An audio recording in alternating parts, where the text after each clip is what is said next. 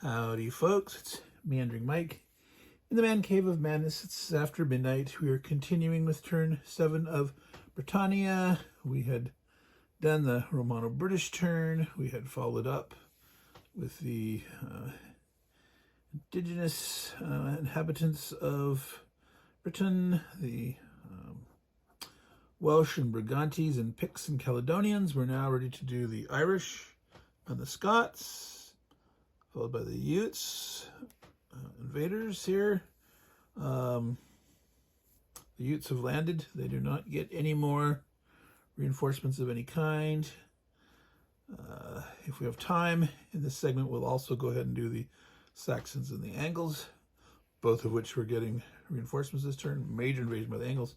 We may split those up into a separate one, especially since they're big and the Angles are getting the major invasion. So let's dig into the Irish, though. So the Irish are here in 2 provinces of clear terrain. Devon is Hilllands. That's worth 2.5 points. They have 0 at the moment, so they go up to 2.5. Ready to grow next turn. So this is turn 7, a point turn. So to review: Avalon, Cheshire, Cornwall, Cumbria, Devon, Diffin, and Gwynedd. Cheshire is currently unoccupied. Cumbria is occupied by the Brigantes. Avalon, the Irish already have. So Huis, which they occupy, is not worth any points to them, so they would be fine giving that up. Devon is worth points. Diffid, potential points. Gwynedd and Cornwall. So they do have boats here on... No, that's right. Irish turn 7. This is the turn they lost the boats. Only the Scots, Jutes, Saxons, and Angles. So the Scots do. They do. Irish no longer do. So that means that ain't a big target. They could hit Diffid in the clear. Have to kill 2 armies. Or they could come down and try to hit Cornwall. Consolidate there. They know that Powys is worth more points to the Welsh, but all the rest of these inside Wales are worth the same amount to the Welsh. The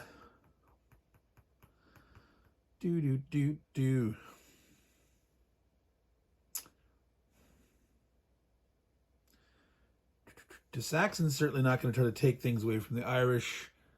No one's probably going to hurt there. So whatever they do, at the end of this turn, they're going to score these points. It'd be, yeah, something weird would have to happen for someone to come out of the blue and try to take that away from them. They'd have to do something really wacko.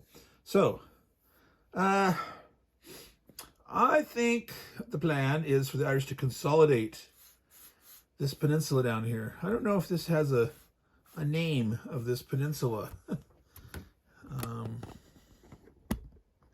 Is that the Penzance? Isn't this where like the Pirates of Penzance? I mean, obviously that's a later thing, but the Gilbert and Sullivan musical. I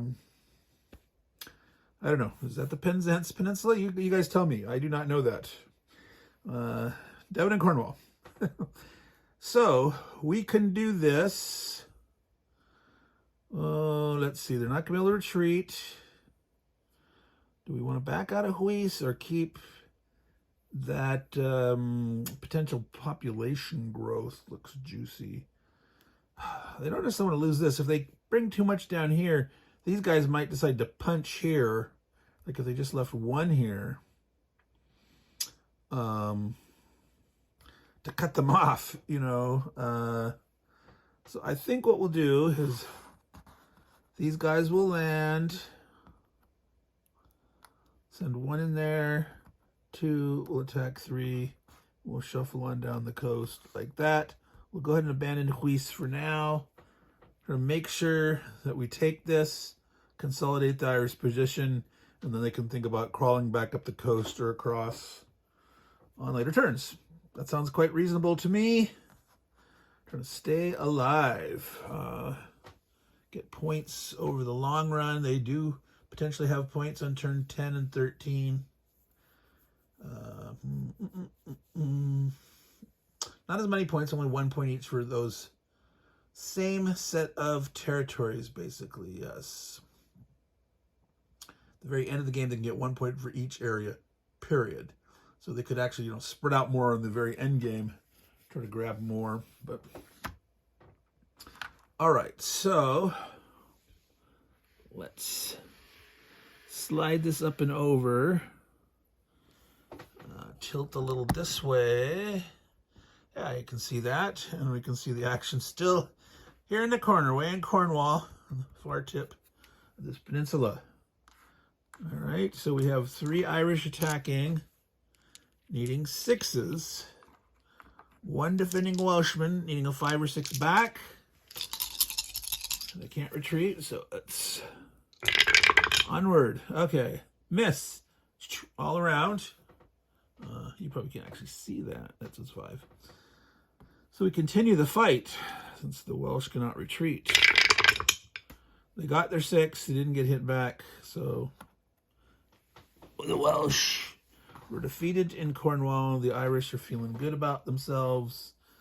They've got 6 armies. They've got 3 territories, so they're in their population limit.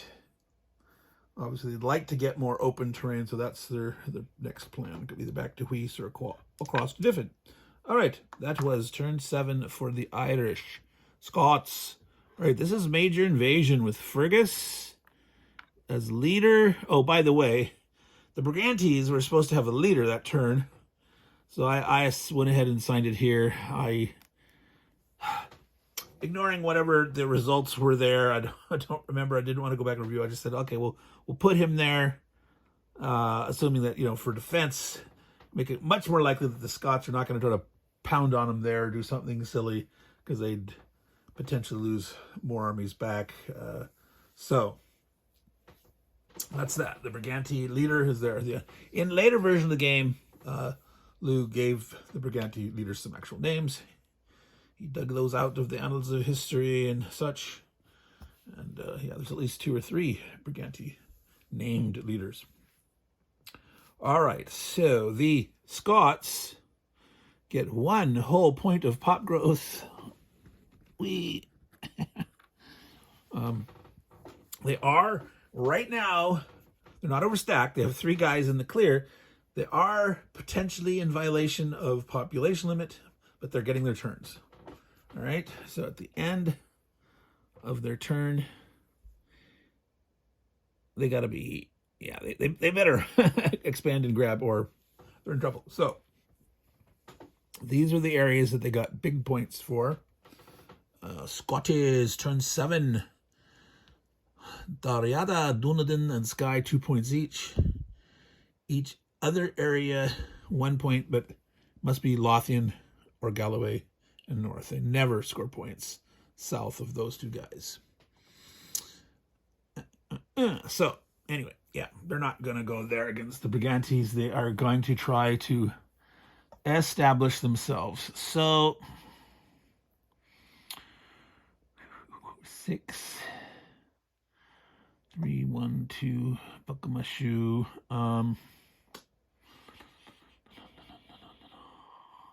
Well, they definitely want Dalriada. I think what we do is we come ashore here.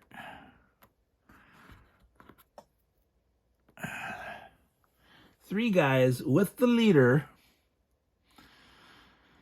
So normally they need 6s to hit in the Hillins. With the leader, they're adding +1 to the die roll, so they hit on a 5 or 6. It doubles their odds of getting those hits.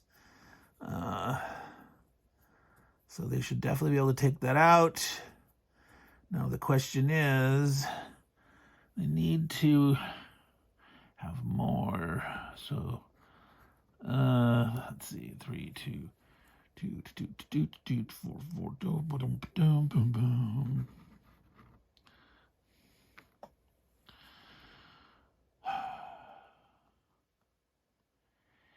Yeah, let's see.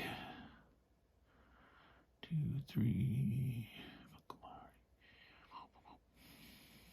They'd like to have more, but they want to leave one back in Dunedin. Yep, I'll have to do that.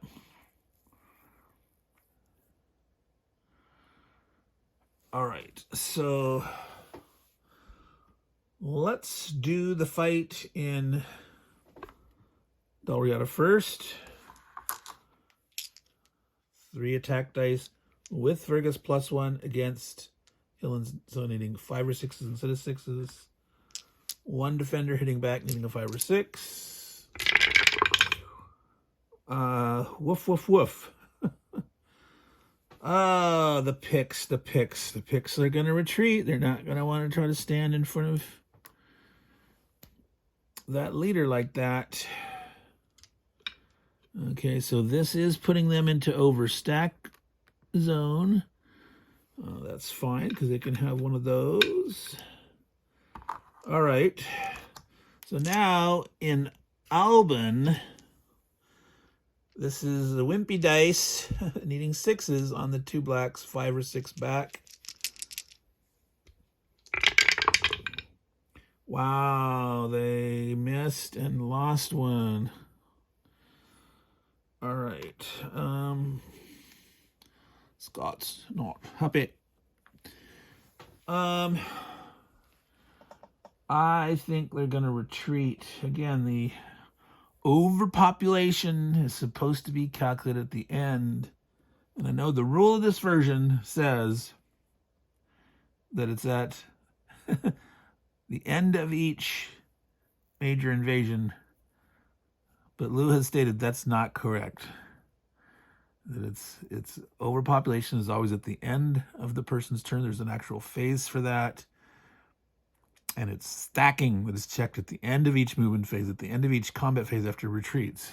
So it would apply at each and every stage of those major invasions. Well, they might as well retreat. Well, they have to come back where they came from. They came from here.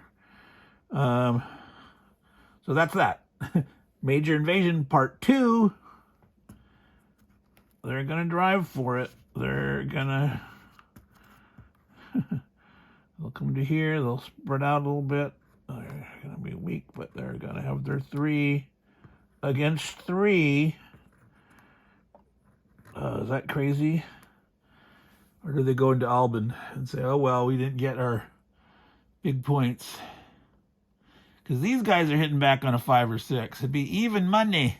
The bloodbath. Yeah, that's crazy. That's crazy talk. That's too much. Yeah, bad luck, and they're peter out. They got to go where they can hope to kill this, not lose more than 1. Yep, that would be. You could get lucky. You could get lucky, and boom, yeah, it'd be awesome. I killed them all. I only killed 1 or none, and then you'd look smart. But boy, if you failed to take it or lost that whole stack, the Scots are going to be dead. They're still on the edge, right? So let's play it cautiously. Alban. So again, it's still in the Hillens, black, with the leader bonus, 5 or 6 for the picked army in Alban. They do get their 1 hit. They didn't take a loss, so they're feeling a little better. The picty goes up there. All right, so there they are. They managed to take Alban. Not the best of points, but not the worst of points. And at least they currently have 5 armies alive. I believe the Scots get 1 more reinforcement next turn. Yes, turn 8, 1 more Scot. Turn 9, nothing after that. The Irish still get 1 more on turn 9. It's amazing. That long tail of trickle of dudes coming in. All right. So that was the Scots.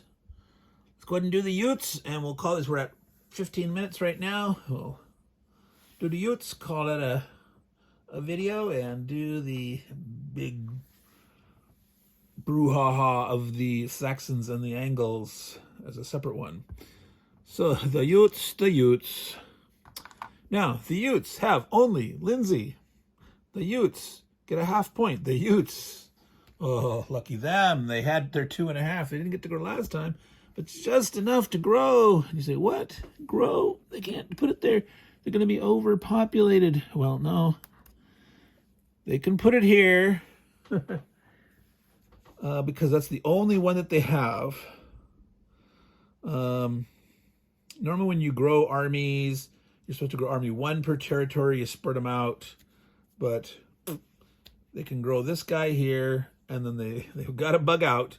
And the Utes did have boats. Remember, Scots, Jutes, Saxons, and Angles this turn.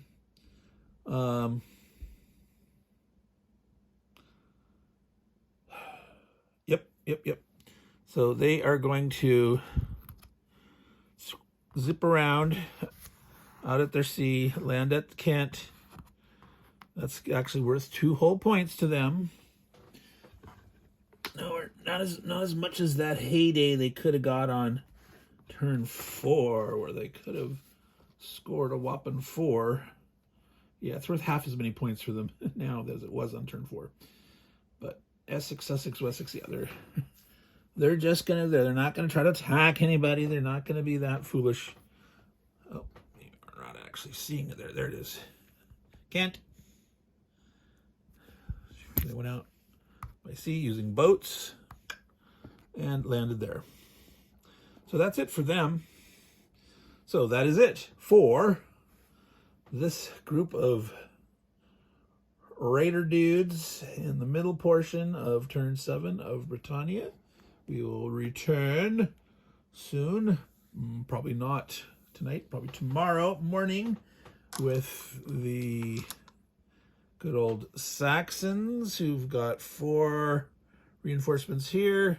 Hengist will disappear at the beginning of their turn. And they've got 1, 2, 3 territories of clear, 3.5. So they'll get to grow 1.